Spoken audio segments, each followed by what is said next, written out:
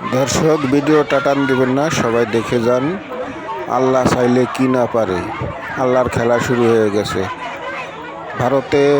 ভারতের মুসলিমদের বলেছে কুরবানি দেওয়া যাবে না। এখন শুভেন্দু অধিকারী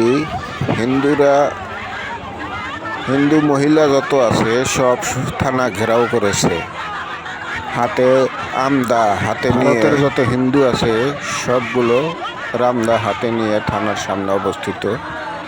তো আমি আর কিছু বলবো না, আপনারাই দেখেন পুরো ভিডিওটা। ভালো লাগলে শেয়ার করবেন।